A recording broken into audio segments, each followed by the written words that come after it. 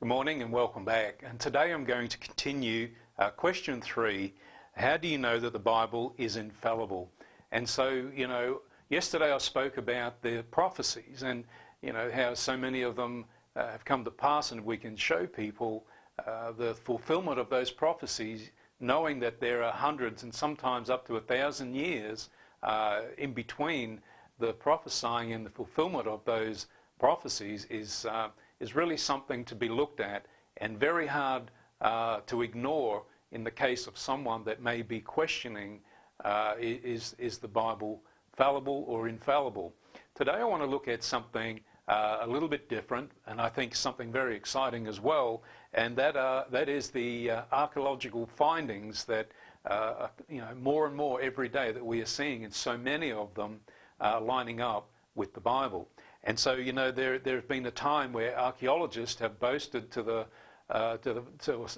fact that there are no substance and evidence, and there's just nothing there for these Christians that we have ever found that would validate the Bible. And there's no historical evidence, there's no nothing at all. And so it's just been like the Bible's not true until recently. And we know that, within the last 100 years, some of the discoveries that have been found are just simply astounding and really should not be a surprise to any Christian. I want to bring up one of these today. Now, some of this information I have obtained from Answers in Genesis, and here we're going to speak about the evidence, and it's called the Tel Dan stele. And what that really is the stele is like a tablet, if you like a stone that they engraved into the stone the information and history as it was that day and so forth. And let me just read this exactly how it's written.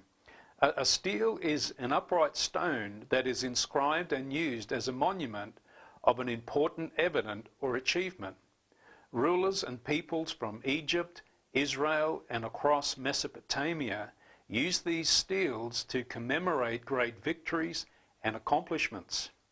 This particular stele is extraordinary because carved on its stone face is the expression, House of David. This stele affirms that the united monarchy under King David existed in history and flatly contradicts the long-held opinions of skeptics who denied that David ever existed.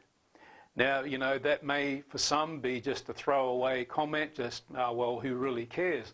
No, we've got to apply this now, that if some person is saying, look, the Bible's not true, especially in this case that the skeptics were saying that David didn't even exist, God is using the very thing that they are well educated in, and that is understanding the archaeological findings and the history based to it. And so here they are led straight to the person whom they believe has never existed.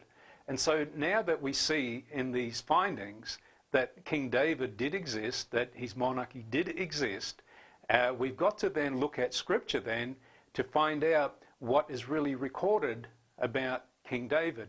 And as we know, we can go through the Scriptures and find out the entire life of King David, and not only his entire life, his genealogy, his parents, and going right back to Adam. So, this to me is quite interesting. So join me tomorrow, because we're going to look at some more archaeological findings, and it is so encouraging, so interesting. So join me tomorrow. Be blessed and have a great day. Bye-bye.